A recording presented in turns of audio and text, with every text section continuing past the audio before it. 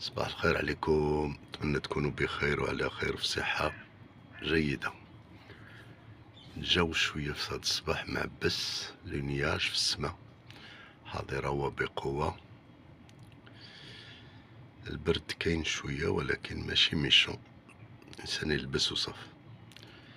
الشتاء طاحت ومازال كطيح وخفيفة خفيفة.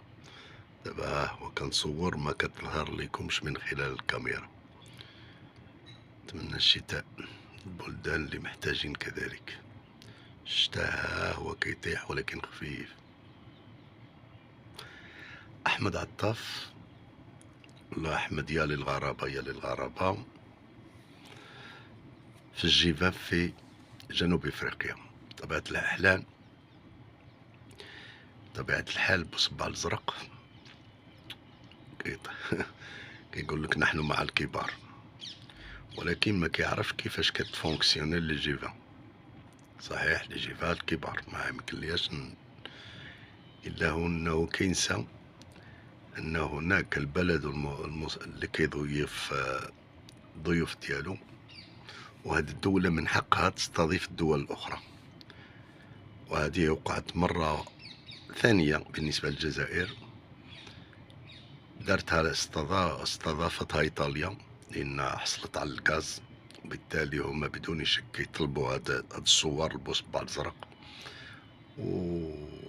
ورئيسة وزراء إيطاليا استدعتهم وأعطت لهم الصور.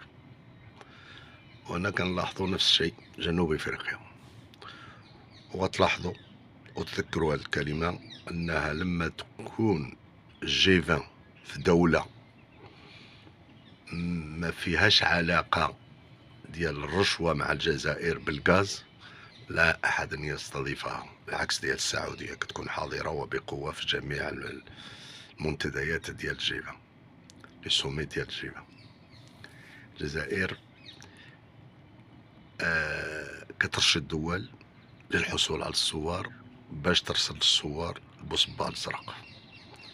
يعني الدولة كتمشى بالسيلفية بالصور. يعني إلا ما كاينش الصور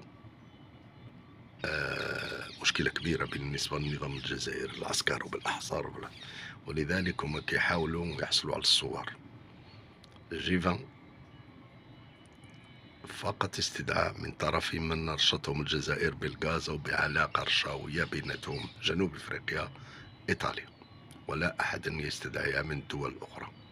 يومكم سعيد.